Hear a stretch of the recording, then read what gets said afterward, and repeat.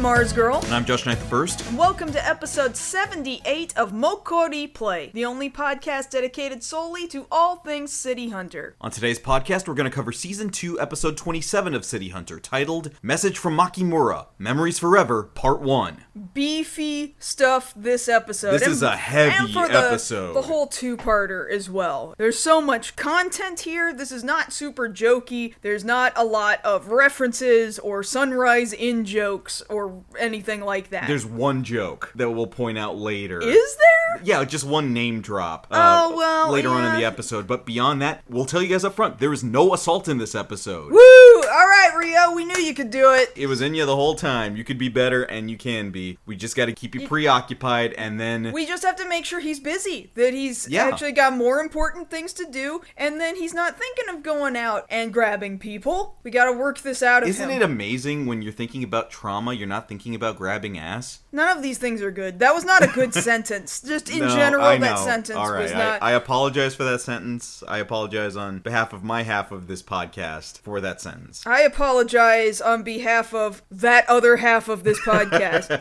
Okay, so everybody's sorry. Got it. Everybody's sorry. So before we get into the meat of the episode, we did want to go over kind of this fun thing we found in one of the manga that are made of City Hunter nowadays still, which is, what's it called? City Hunter Rebirth? It's known as City Hunter Rebirth in some other regions, like, I think, in the Philippines and other such countries as City Hunter Rebirth, but the Japanese title is Kyokara City Hunter. From today, I'm City Hunter? Basically. And I've brought this up a couple of times, but this is the City Hunter Isekai manga. It's not done by Tsukasa Hojo. There's another manga author who's kind of picked it up and got the blessing of the original run. But, you know, a woman who's in like her 30s or something who really loves the City Hunter manga, she's just worked all of her life. She's not married, and this is the only thing that brings her joy. Then one day she's about to get on the train to go to work, and she's knocked onto the rails as the train is coming, and it hits her and she dies. Oh my god, you didn't tell me that's how she died. This is how she dies, and then she gets isekai'd. She gets reborn into the City Hunter manga as a teenage girl, like 16 or 17, in the middle of the plot of City Hunter ongoing in the manga, and then meets up with Ryo and Kaori, and her name is also Kaori in real life, but she has decided, I cannot also be Kaori. I'm going to name myself Saori, just to get around it. Anyway, I say all of that to say, as I'm kind of flipping through volume 6, because I've been very slowly sort of picking them up every time we visit Little Tokyo, we mentioned it was just, last week's episode, where we said, oh man, what was Ryo doing putting this entire GPS system into Kaori's car just to find Kaori, and Kaori doesn't know it's in her car? Yeah, so I was thinking about that after we finished recording, and I realized the reason to me that he would put that in the Panda rather than in the Mini Cooper would be that the Mini Cooper's always getting destroyed. So if he spent a lot of time and money and effort on that tracking system, he'd want to make sure to keep it around, and Kaori's car is decidedly safer than the Mini Cooper. Usually. But then again, so this manga, and it might just be retreading stuff that happens in the original manga as well, and I haven't read that far in the original manga because going that far in the original manga, it had never been translated officially into English, so I never read it that far. But in Kyokara City Hunter, literally the exact same Kaori tracking system comes up, and it is installed in the Mini Cooper. Okay? What are the odds that you would come up on that chapter right after we covered that specific piece of technology here on the podcast? I don't know. But also, come to find that as the Mini Cooper is getting shot up by bad guys and stuff, Ryo is very upset about damage being done to his Mini Cooper, and he calls it names like Mini Cooper-chan and Mini-chan. Little Mini. I love it. My little Mini. Like, I can totally hear him being like, no, little Mini! I just got you! I just made the last repairs. We were doing so well. Like, his back seat and his back window get shot up. The door gets yanked off. He's very upset about it. I've got the tracking system in here. Little Minnie. No. Oh, my Minnie-chan, no. Anyway, those are things that have happened, so. And I know it's not from Hojo, but I will take that as canon, that he will refer to each Minnie he has as Minnie-chan. Entirely possible. This manga is pretty faithful faithful to the original manga because it's literally just retreading the things that happen in the original manga. All those events. Those events, except some things end up being slightly different because now this woman who came from a place where she already knows everything that has happened in the story because she's read the entire manga over and over and over again throughout her lifetime, now she's got input on the story.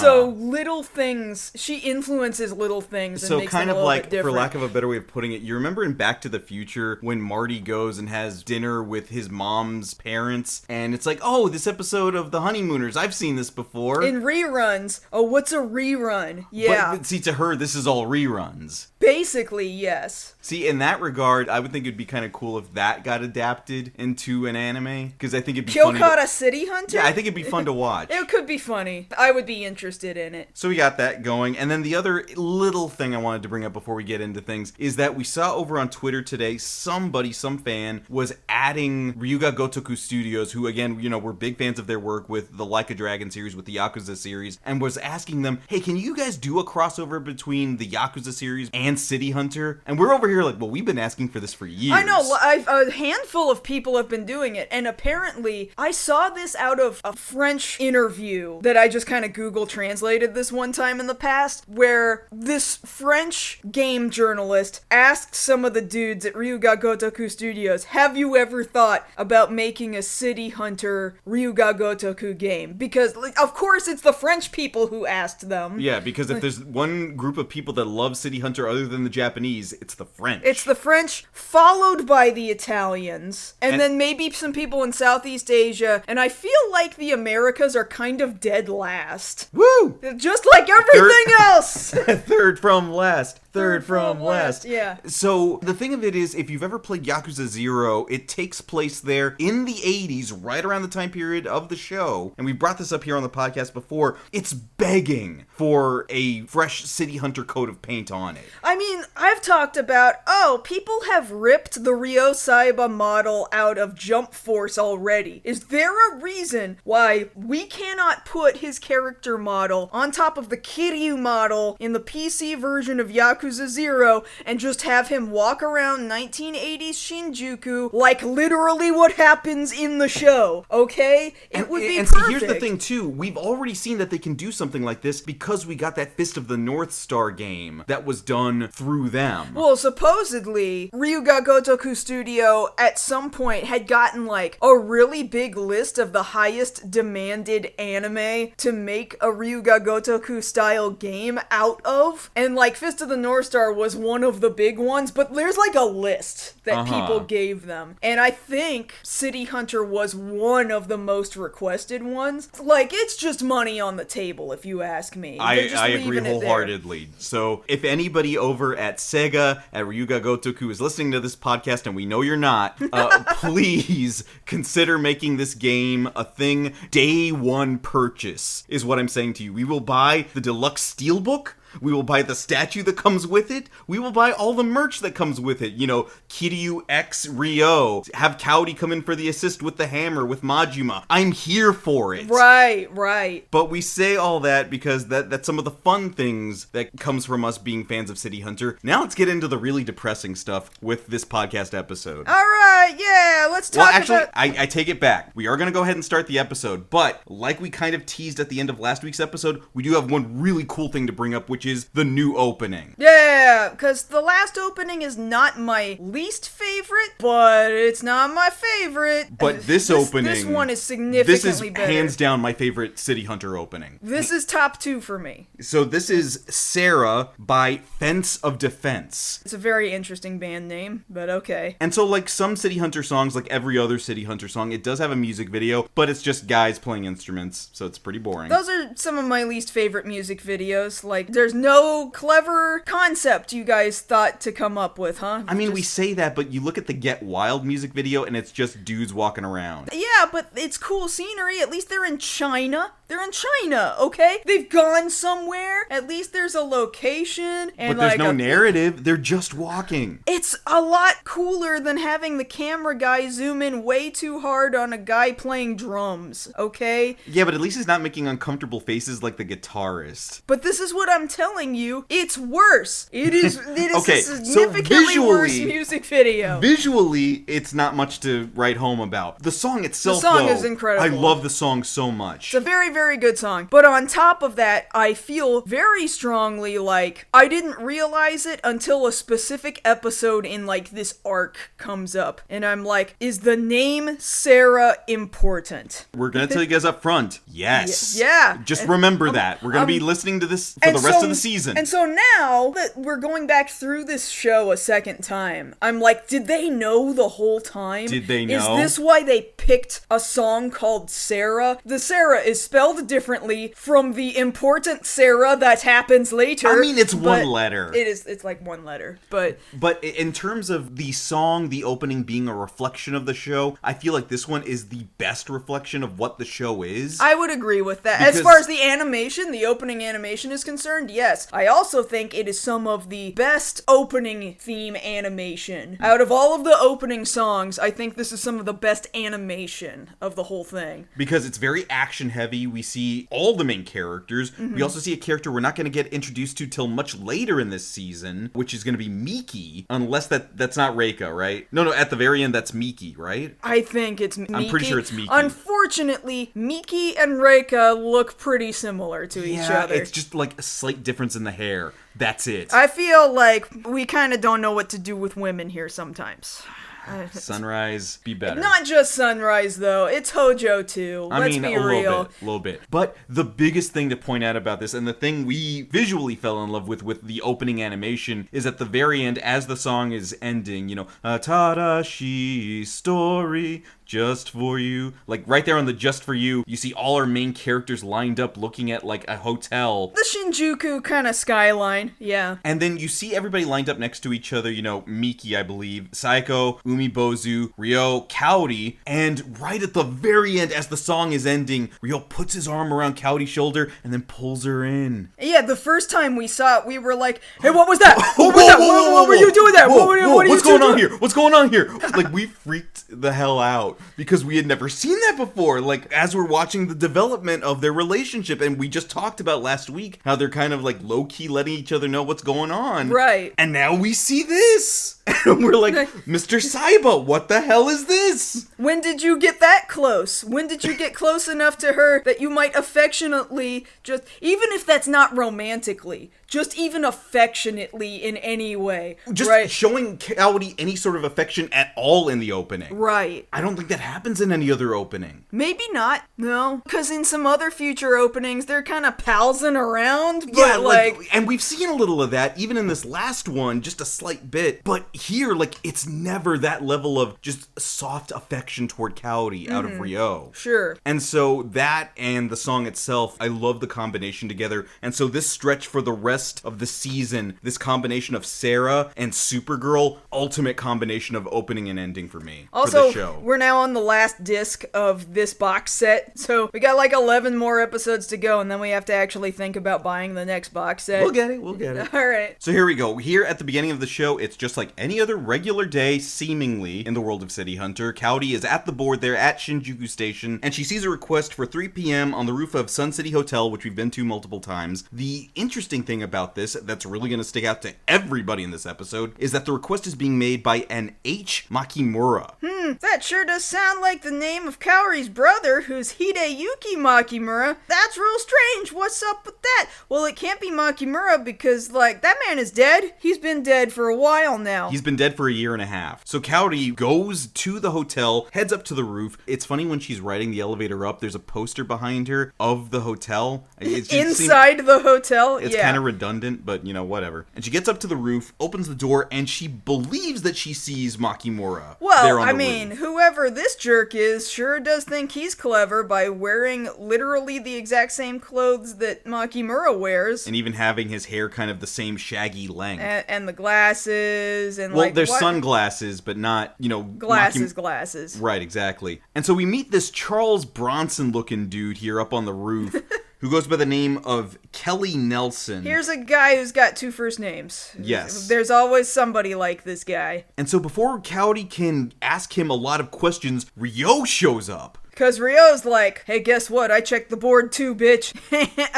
Somehow. I don't know when he did that, but I guess when it's important, he must go and check. Well, because he was told somehow. Well, because again, not only is it the fact that Ryo doesn't often check the board, that's already weird enough as it is, but he picked up too on, hey, that's Makimura's basic name there. Are you guys trying to do something about Makimura? So he's already pissed off. We know he's pissed off because he very quickly draws his gun on this guy. Like, who the hell are you? Yeah, and like, this guy is making accusations to Kaori like, hey, your brother has a thing. You need to give it to me. And everybody's like, we do not know what the fuck you're talking about. So of course Ryo's pulling this gun on this asshole who looks like his dead friend, accusing his dead friend of having done something. We don't know what. So now we find out that this Kelly guy is Interpol. Yeah, he pulls out his badge, shows it to Ryo, like, all right, put the gun down for a second. I've got my badge right here. I'm Interpol. This is drug related. I'm in the narcotics division. Your old partner, this chick's brother over here, was dealing under the table. And we've got proof he was dealing under the table. He's been drug smuggling. He had drugs somewhere. Kaori, we think you have the drugs and that your brother left the drugs with you. Kaori's like, fucking no, he didn't, okay? He did not smuggle drugs. He hated drugs. That's literally the thing that got him killed. What are you talking about? And this dude's an asshole, right? He's like, no, he was totally smuggling. We've got evidence, and he was gonna keep smuggling until he died in a terrible accident. Oh, I'm sorry, was murdered. Like, why would you say this to this woman's... Like, he phrases it like that. Why would you say this to this woman's face? Why would you do that? Can you not tell, this was her she was upset? This was her only family, and this is, like, he said that on purpose. He's done this whole thing on purpose to fuck with her. Both of them, really. Mm-hmm. Like, he's trying to get them emotionally on edge, I believe, because this is gonna put them off kilter if they're getting really emotional about everything. Because, yeah, this is the person that was closest to both of them next to each other. So Kaori's like, you can go ahead and search my apartment if you want. I don't have what you think I have. And he's like, oh, good, thank you for giving me permission. I was gonna do it anyway, whether you offered to let me do it or not. And she's just got this face like, this motherfucker. Like, she's just fuming there on the roof of the building. Like, who the hell gave you permission to come up in here, bringing all this noise, and saying all this shit about my brother? So they go back. Both parties have driven back in separate cars. They park in front of the enormous red brick apartment building. They go up to Kaori's room. She has her own separate apartment, which we've discussed before is like on the floor below Ryo's apartment. Like, yeah, does she have the whole floor to herself? I imagine so, like they both do. And what's cute here is that you look at the front of Kaori's door leading into her room, and she's got this little nameplate there. And it's got Kaori and a mandarin duck. I looked up a mandarin duck just to remember what they look like. They're very bright and colorful and very cute. They look very soft and smooth. I don't know, I can see what it was that Kaori thought was so charming about it and wanted to put on her nameplate. It really says Kaori. Yeah, it's very cute. So Kaori's about to allow access to Nelson to let him go check this room, and as she's about to open the door, Ryo's like, I don't know, spider sense goes off, and he's like, wait, don't open that door yet. Stop! Don't open that door! It's a Resident Evil thing. And so Ryo tumble rolls in there, draws his gun, and the room's already been trashed. And who do we find in there? Sayako, of all people. So what the fuck? What was this? Was this just the entire time a plan to get them to come out to this meeting with Charles Bronson, Interpol man over here, just so that Sayako could tear the room apart while they weren't in the building? Well, apparently not. Yes, the police are investigating literally the exact same thing, but Sayako tells them, don't look at me. When I got here, the room was already trashed. Well, if you didn't do it, who did? They did. And she points at the wall, and over here in red spray paint is spelled Red Pegasus. Peg-ass-ass, yeah. So Pegasas. Mind you, the subtitles correct it to Red Pegasus, okay? Whom we're already aware of as existing, at least in the anime. Here's where the anime fucked up, okay? And this is where it gets really confusing if you're trying to kind of piece together the full City Hunter story as it continues on in the manga, okay? Because the anime stops before the manga stops. So So in the first few episodes, and especially the episode where Mokkimura dies. In episode 5. So that's episode 5. They bring up the name Red Pegasus as this drug smuggling group, right? And then we see them again at the end of the season when they kidnap Kaori. Right. But for whatever reason, they decided to change the name from what it was in the manga. The manga drug smuggling group's name is Union Teope, and they are significantly more important to the grand story of City Hunter. They're significantly more important to Ryo's backstory. Mm-hmm. They are a much bigger thing, and I just sort of get the feeling that, like, Sunrise didn't know where Hojo was going where with it. Tsukasa Hojo was going with this narrative. And so it became Red Pegasus instead, and they are smaller time, just drugs. Drug smuggling dudes, and that's all they've been boiled down to, and that's who they are here right now in this episode. I love how Ryo, like, he reads it off the wall, and he's like, Red Pegasus. That's Akai Pegasus. And I'm just thinking, yes, Red Pegasus. That is English for Akai Pegasus. Oh no, Akai Pegasus. It's like that whole thing, I am El Nino, which is Spanish for the Nino. Old Chris Farley joke. Yeah. And so, yeah, like, everybody remembers. Kaori remembers. There's no way she would ever forget, like, oh, Red Pegasus, those are the guys who killed my brother. Right. And so, naturally, Sayako brings up, wait a minute, Ryo, didn't you take care of these guys? And I can't believe the gall here. This Nelson guy's like, somehow Red Pegasus survived.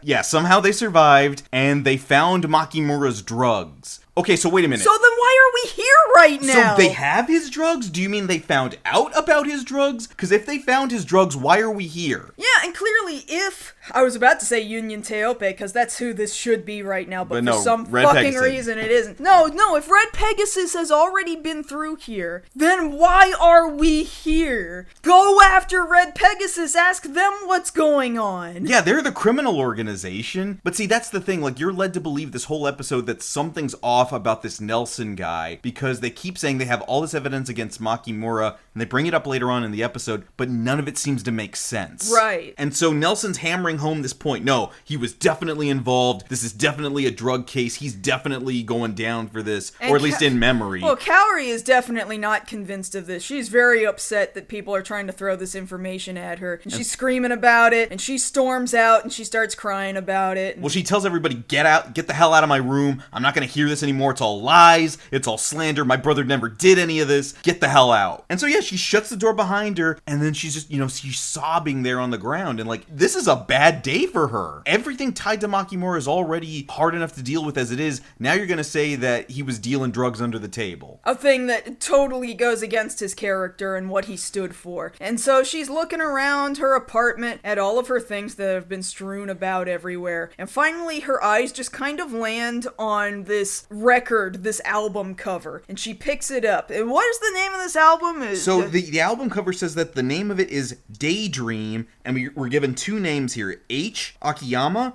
and M. Minami. So we looked this up because we were trying to figure out, okay, what's going on here? I don't think that this is a real album. We don't think. I don't think so. For some reason, Italian City Hunter fandom seems to believe that there is a song on this album that comes up later in this season that is just... Didn't we already hear it once? We have not yet heard it during our rewatch. There is a song that comes up in a later episode that is clearly just a slightly remixed cover of Bruce Hornsby The Way It Is. Bruce Hornsby's The Way It Is. When we get to that song, it's so obvious that's what they were doing. I swear we've already covered it. I swear. I don't think we've talked about it. We have talked about it, but we hadn't already seen the episode. I'll have to double check that for later. But point being, she plays this record. She pulls it out of the cover and plays it. And one, we couldn't find whatever this Daydream album was. We could not find it. And the song that plays, we couldn't tie to an H. Akiyama or an M. Minami. This is a song off the City Hunter OST called Blue Air Message by Yoshiaki Ouchi. So clearly this song was made for City Hunter, and this is why I believe that this album is just fake and made up for the sake of City Hunter. And Kaori's listening to it. Ryo eventually comes in the middle of her listening to it, and she says, oh, this was his favorite album, and I'm listening to his favorite album. Like, yeah, this was his favorite song off the album. And so Ryo's looking at the trashed room, and he sees the ring box, and has a flashback to remind the whole audience that the day that Makimura died, he had this meeting with Ryo in the park about everything that we know about Kaori now, that she was adopted, her dad was a criminal who died in a chase, and her mother was already dead, so Makimura's dad adopted Kaori. This ring was a memento of her late mother, and that on her 20th birthday, Makimura's dad was planning to go ahead and tell her everything about being adopted, and give her this ring. But he died 5 years before it happened, so he couldn't do it. So that duty fell to Makimura to do it, and then unfortunately he died. So now it's supposed to go to Ryo to tell her this information, but he couldn't tell her that information because Makimura died on her 20th birthday, and it was like, oh, maybe let's not do this right now. But now, a year and a half has passed, and this ring box is still here. It hasn't actually been handed directly to Kaori. Like, it's in her room. It's in her room, but she hasn't opened it. Yeah. And so he decides, all right, this is a good time for me to step out right now. I'm starting to get a little wistful here. And so Kaori asks him, why are you so calm right now? He's not calm. This guy is not calm. She thinks he looks calm. You can tell he's stewing inside. But he at least tells her before he leaves, no, I believe in your brother. That's the best answer he can possibly give right now. So now we smash cut over to our bad guy for the episode, who's the current leader of Red Pegasus, who goes by the name of Gilmore. And he looks like some, like, Zeon reject, with a cape, and also seemingly has a robot metal arm. Just like, what did I say the first guy's name was? General? That was just his stupid,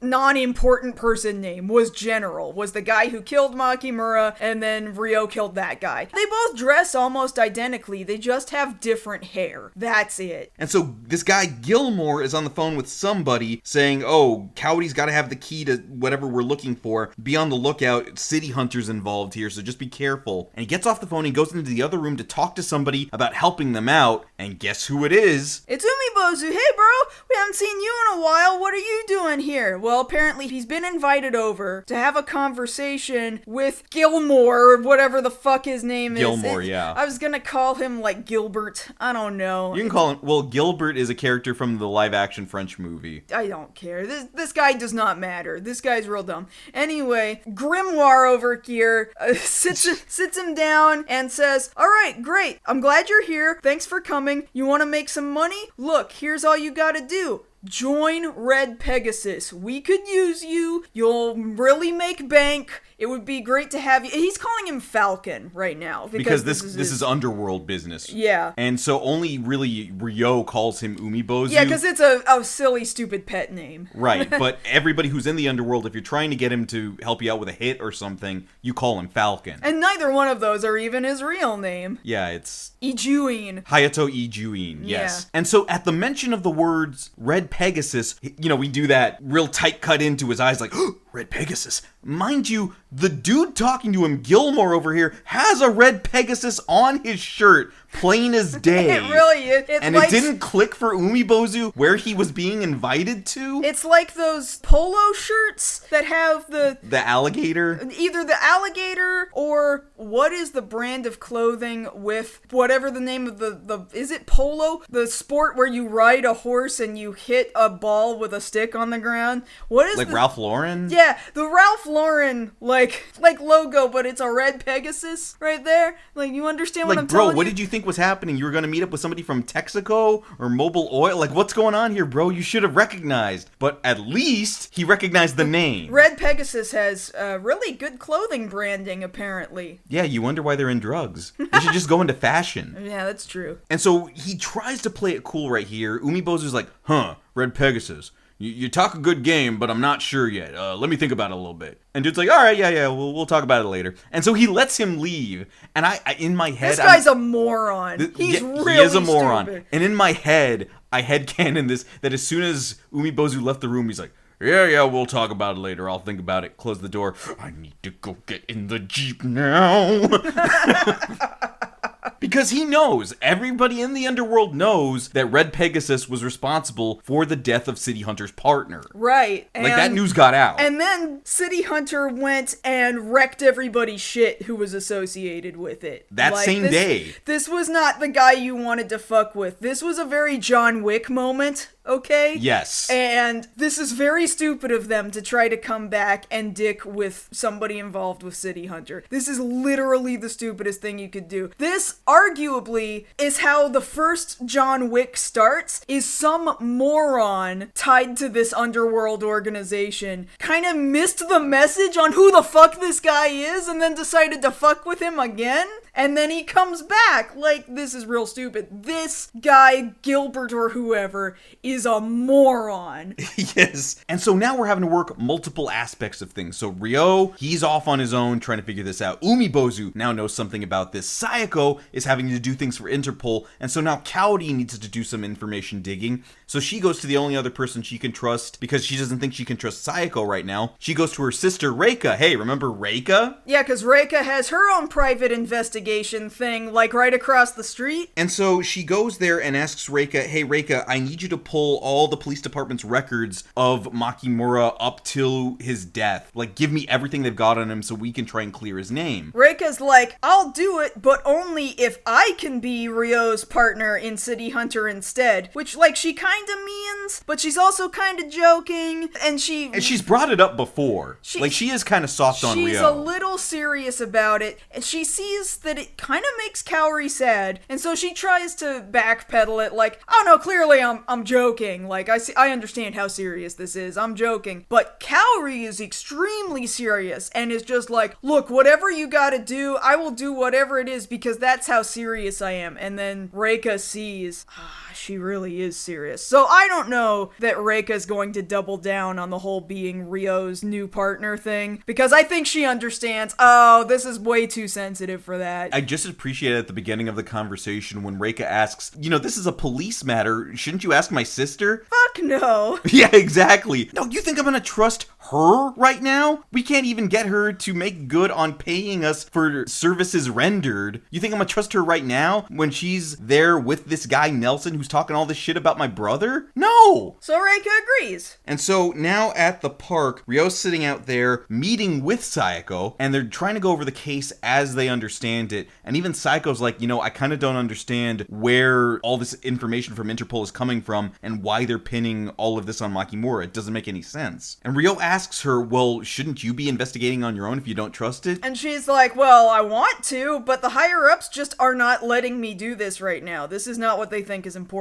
And then, like the asshole he is, Nelson shows up, and he's like, hey, I just want you guys to know, I got no hard feelings against Makimura. We were actually partners this one time in the past. And then I learned that he died, and that made me really upset. So, just so you know, I'm not really trying to shit on him. And I'm just over here like, then why have you been an asshole? Why are you going out of your way to do this? Because clearly, we've had some dirty characters in the show before. People who weren't telling the whole truth. Right. And this guy stinks to high heaven of not telling the whole truth. Mind you, Ryo's actually still treating him pretty nicely for as shady as he's being. I mean, for right now. Yeah. But the second Ryo has him tied to whatever's going on, whatever plot is being hatched against Makimura's memory, this guy's dead to rights. I'm just shocked that Ryo hasn't sussed that out just yet. Because admittedly, whatever's going on, not everybody can piece it all together yet, which I do appreciate as far as the writing for this episode. It does keep you in a state of suspense. Sure. Eventually, Ryo leaves this conversation, though. And so, Kaori meets up again later on with Reika and gives her all this information. Reika gives her At a cafe. They meet at a cafe. At Cafe Giraffe or Gazelle. something like a Cafe Gazelle. Yes. And so, unbeknownst to Kaori, outside of Cafe Gazelle, there's 3 dudes parked in a car just watching her ass. Yeah, but unbeknownst to the 3 dudes outside in the car watching her ass, Ryo was watching their ass. And he's got his gun out. Opens their doors like, hey guys, what's up?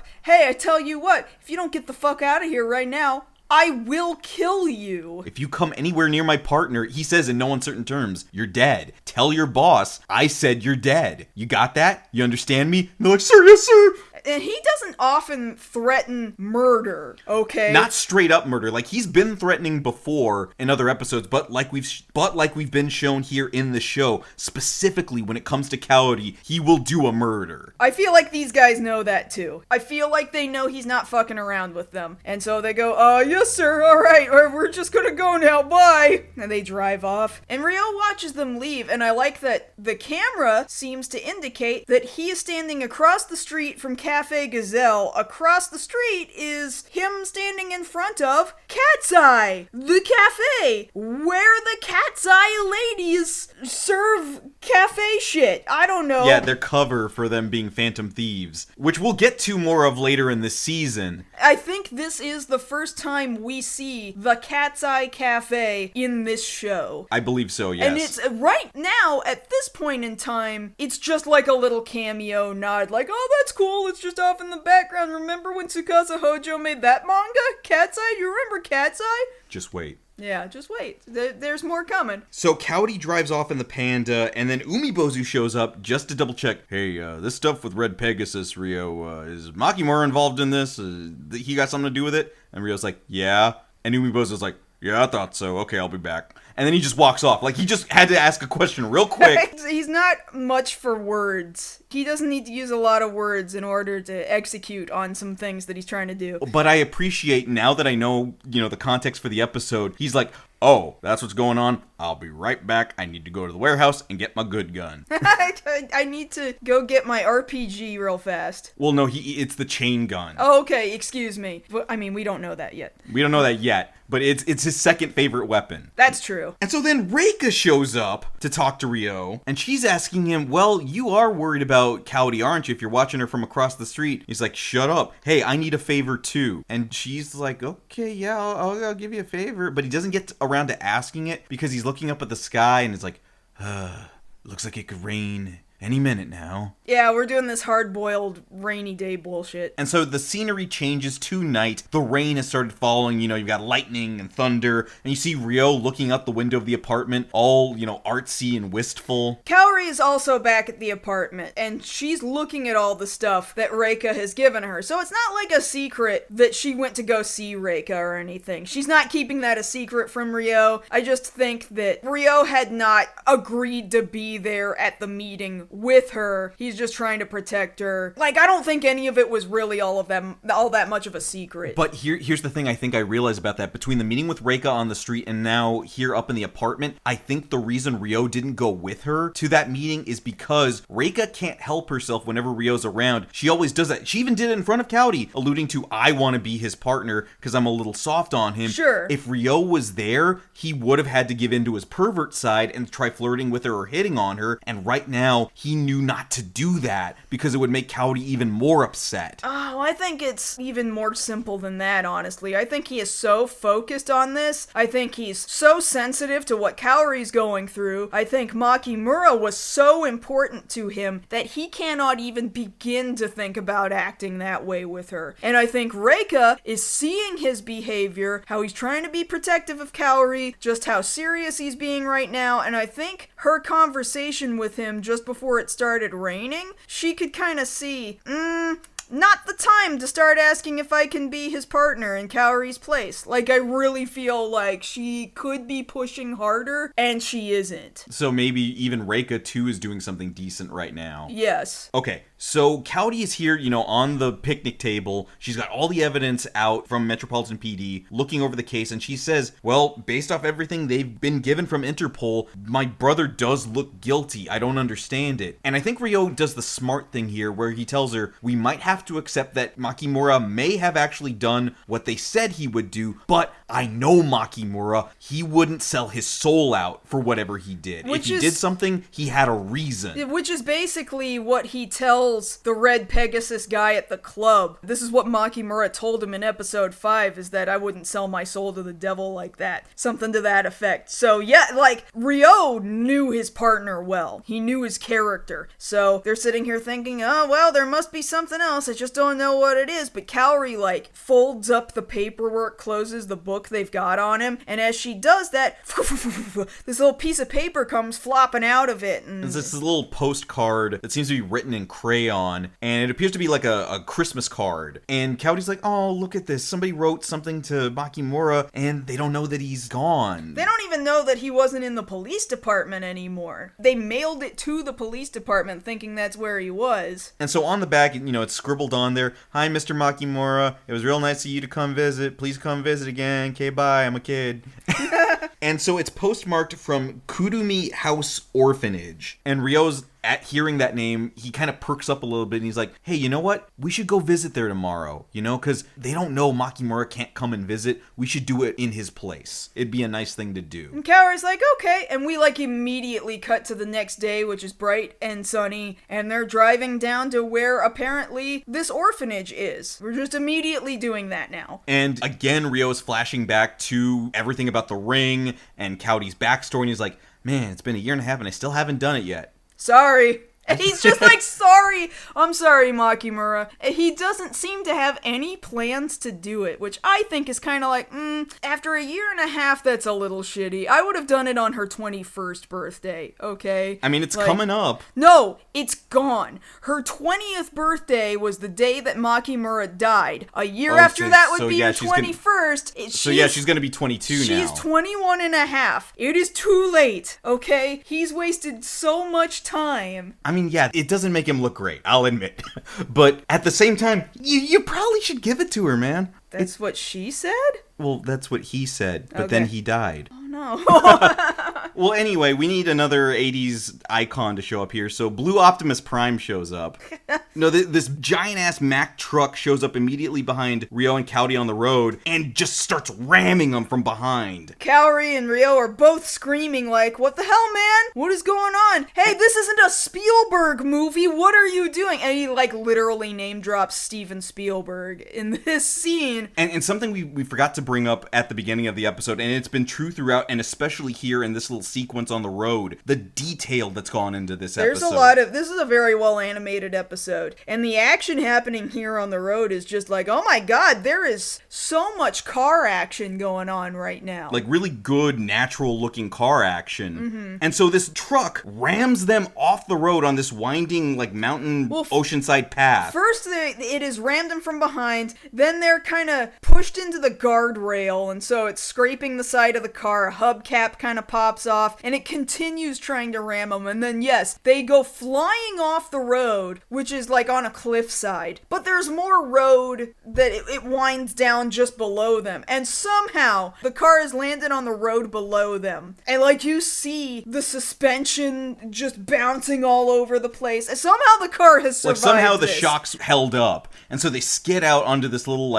gravel offset there on the road, and so I'm watching the episode again, and I'm like, okay, they can fix that, he doesn't have to buy an entirely new Mini Cooper yet, he might fix this. And then Optimus Prime shows up brr, brr, heard you were talking shit, and just rams them from behind again. While Kaori and Ryo jump out of the car, and the truck rams the car again, and I can't totally tell that it's completely demolished. It's pushed off to the side, but it's looking less and less like this Mini Cooper has survived this. It's probably not drivable. But then the truck stops, and then the back of the truck opens, and 11 dudes with guns jump out. Oh, hut, hut, hut, hut, hut, hut, hut, hut, hut, hut. And Gilmore. And Gilmore comes out of the driver's seat. And so Ryo asks him, and we're a little confused by this, he asks Gilmore, did you come back from hell? I thought I killed you. And I'm over here no, well, that's not the guy you killed. You killed the guy named General who looks like him but different. So, unless you're telling me you've done business with these guys before and you've killed a lot of guys that look like this and you just did that off screen at some point. To be fair, he has killed a lot of Red Pegasus members. Yeah, I guess he has. So maybe he's confused which one he killed. But I would be. I'm very confused about what's going on with Red Pegasus, if I'm to be honest with you, because I genuinely think Sunrise fucked this up. Because once again, this really should have been Union Teope the entire time. But we're just gonna roll with it. Okay. And so Gilmore, now you got me saying it. Gilmore tells Ryo, oh yeah, I'll come back as many times as possible to mess with you, but before we do any of that, I got questions. And You're gonna answer them. But only after we put you to sleep with the sleeping gas. And also shoot you? I don't understand this order of operations Yeah, here. because Gilmore uses his Nerf brand robot arm to shoot a canister of sleeping gas at Cowdy and Rio, and Cowdy instantly passes out like, hey, is that sleeping gas? Ugh. And then Rio's like, crap, hold my breath. And then the guys start opening fire on them. Like, Rio didn't start shooting at them yet, right? No, they're hiding behind a rock, and Cowry's already asleep, and Rio's trying to fight it off, and he's not shooting. Why are they shooting at them? If they just need to be put to sleep and then they need to kidnap them and ask them questions, why are you shooting? Why are you shooting? It doesn't make any sense. And so Rio's doing his best to try and hold his breath, but he's kind of starting to lose consciousness, and we could really use a badass moment right now. If only somebody could show up in a Jeep with a chain gun, like, right now. Hi, I'm Umibozu. I heard you needed assistance. Drives in with this Jeep. Driver's side is American style, so it's on the left. So he just comes barreling in. Like, I heard you needed me. Brrrah! He shoots at least half of these dudes. You know, he kills these guys. There's no blood, but these guys are dead. A bunch of these guys are dead, and you can only see after the camera pulls out at the end that maybe a couple of guys are still standing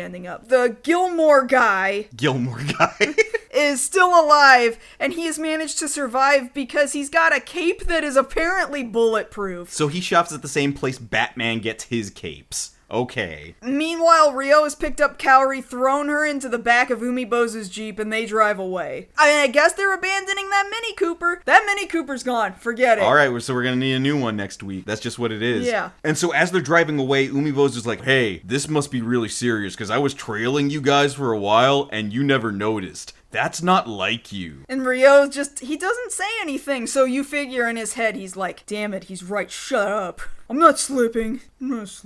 And we don't have time for anything else because Supergirl's already started playing, and that's the end of part 1. Yeah, it's very cliffhangery. We still have more to discuss. Well, really, the last thing we have not discussed is that as the camera has zoomed out on that last fight scene, we see what's his bitch ass from Interpol. Oh yeah, Nelson. Kelly Nelson. Up on a rock overlooking the gunfight. He's just watching it, and you're just like, why are you here, guy? Why is this asshole here? And I'm just looking at him like, I don't trust you.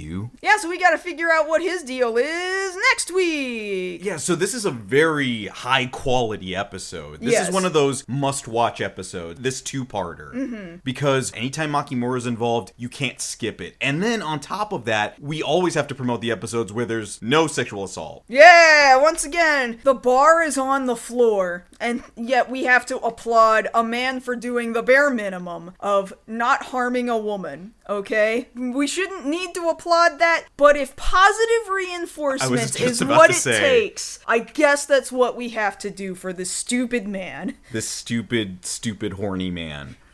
But next week, we're going to see a lot more action. We're going to see a little bit going on with that orphanage that was brought up. And we're going to see all of this come to a head when dude uses his Nerf brand robot arm to fight Rio one-on-one. He's so stupid. He's a moron. I wouldn't even worry about it. I mean, we know how this is going to go on. The show's got to go on for like another 30 episodes. At least, yeah. For this season. Yeah. But for right now, just pretend he's in peril. So come back next time when we cover the 28th episode of City Hunter 2, Message from Mokkimura, Memories Forever, Part 2. And if you want to catch us outside this podcast, you can always find us both over on Twitter. For now, I'm at JoshKnightTheFirst. And I'm at MarzGurl. Thank you all so much for listening to our 78th episode of MokkoriPlay. And Josh, you better not miss it next week. Don't you do it! Wait, what? I'm the co-host. What are you talking about? Stop doing the drugs that Mokkimura isn't dealing.